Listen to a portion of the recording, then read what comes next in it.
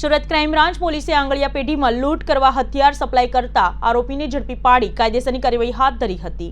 પકડાયેલ આરોપી છેલ્લા 24 વર્ષથી નાસ્તો ફરતો હતો।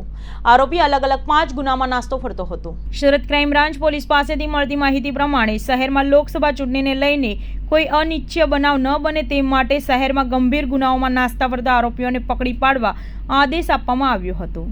જે અનુસંધાને સુરત ક્રાઇમ બ્રાન્ચ પોલીસ પેટ્રોલિંગમાં હતી તે દરમિયાન બાતમીના આધારે એક આરોપીને ઝડપી પાડ્યો હતો। પોલીસે વીરેન્દ્ર ઉર્ફ ગુરુ ઉર્ફ ટીપુ શ્યામદેવ રાજભરની ધરપકડ કરી હતી।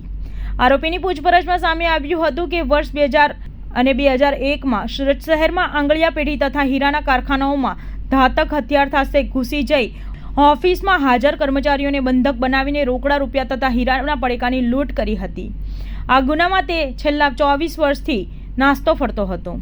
વધુમાં તેણે જણાવ્યું હતું કે 2000ની સાલમાં તેના સાગરિક મનુ દરબાર, નટુભાઈ પટેલ ઉર્ફ મુન્નો, ભાવેશ ઉર્ફ ભલો મકવાણા તથા બીજા 2 થી 3 જણાએ વરાછા રોડ હંસ સોસાયટીમાં વસંત અંબાલાલ આંગળીયા પેઢીમાં ઘાતક હથિયારો સાથે પ્રવેશી 4 લાખથી વધુની મુદ્દામાલ અને એક મારુતિ વાનની લૂંટ કરી હતી।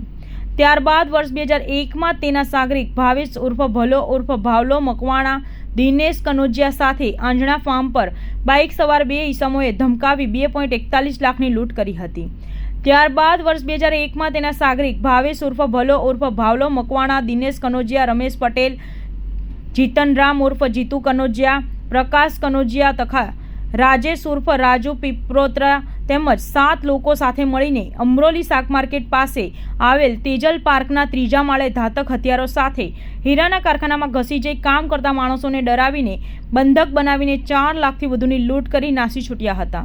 આ ઉપરાંત વર્ષ 2020માં આરોપી વીરેન્દ્ર ઉર્ફ ગુરુ ઉર્ફ ટીપુ શ્યામદેવ રાજભર વડોદરા રહેતો હતો ત્યારે તેના મિત્ર રાજેશ દેસાભાઈ પીપોદરાએ તેની પાસેથી અલગ અલગ હથિયારો મંગાવ્યા હતા, જેથી આરોપીઓએ અલગ અલગ સમયે પોતાના વતન લઈ હથિયાર મંગાવનારને 10 પિસ્તોલ, 1 રિવોલ્વર અને 15 જીવતા કાર્ટીજ તથા 1 સ્ટીક ગન અને 6 કાર્ટીજ લાવી આપ્યા હતા। ઉલ્લેખનીય છે કે હથિયાર ખરીદનાર રાજેશ પીપરોદરે બધા હથિયારો 2 થી 2.5 લાખમાં વેચાણથી આપ્યા હતા।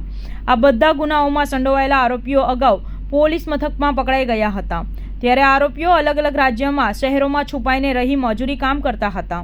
હાલ આરોપીઓ પકડાઈ જતા વરાછા ચોક બજાર, લિંબાયત, કતારગામ અને જામજોધપુર પોલીસ મથકમાં નોંધાયેલ ગુનાનો ભેદ ઉકેલાયો હતો।